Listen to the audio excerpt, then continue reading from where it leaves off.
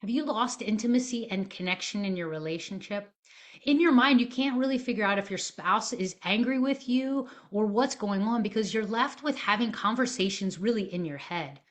You know you want them to ask you more questions and be more interested, but you feel like you've tried everything. You've been together for a while and you've tried every different way of asking or begging, and now it just feels like nagging. So, what do you do? Well, what if you could have a deeper connection and really ask each other the questions that will explain and fill in those missing gaps? Well, if you give me the next 5 minutes, I'm going to describe what causes conversations to go silent and what you could do as a first step. And because you won't likely know all the steps to creating the change without a little more support, I'll even give you my first start. It's a communication cheat sheet. And all you have to do is drop the line cheat below, and I'll send you a copy for free. You don't have to give me your email address or anything like that. If you want to be more private, you can send me a DM. For those who don't know me, hi there. My name is Jessica Myers Adams, and last year I published about the roadmap for a happy relationship, and my book was picked up by Dr. Pepper from Married at First Sight. I'm also the creator of Couple Speak Coaching, where I teach individual partners how they can break free from communication breakdowns and resolve issues. My real goal in these videos is to give you some information that you could start implementing right away to make some changes. And so, again, in the next 5 minutes, I want to describe to you what happens to make those conversations go silent and what you could do as a first step. So, Joe and Sally came in to see me. This is when I was doing couples therapy.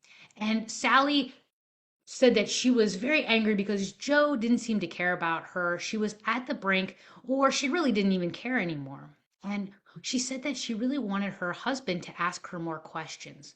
She just needed to be more desired. They could go out to dinner and they would just be silent. They wouldn't have anything to say. Sally would look around and she would think about all of those other couples and how they seemed so happy, but she didn't have that in her own relationship. She wasn't really ready to leave, but she didn't know what to do.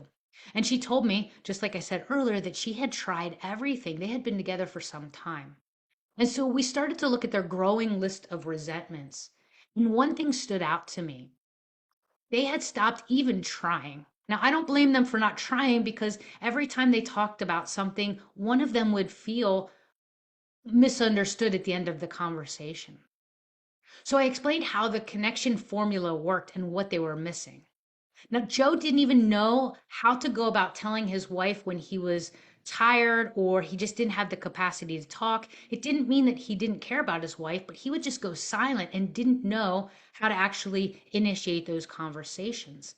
And Sally, she didn't even know the first thing about asking Joe questions that would actually elicit the information to help her fill in those missing gaps. Instead, she would just be filling them in by herself, and those never went well.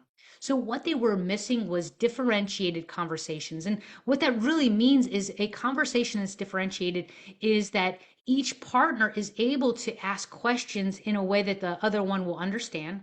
And you're able to say things that don't initially or immediately cause the person to shut down or become defensive. So, we started to go through this framework about how to initiate conversations. Well, Joe and Sally came in after about 6 weeks, maybe it was less than 6 sessions, and they were sitting in my waiting room. And I remember this because it was amazing to see. When I went out into the waiting room, they were laughing and they were having this back and forth conversation. I saw Sally hit Joe on the leg playfully, and they seemed so much happier. And what they had done is two things. They had started to try again, but they also had some ways of asking each other questions. So if you're interested in this, approach, you could get the first step. Just drop me the line cheat below and I'll send you the communication cheat list.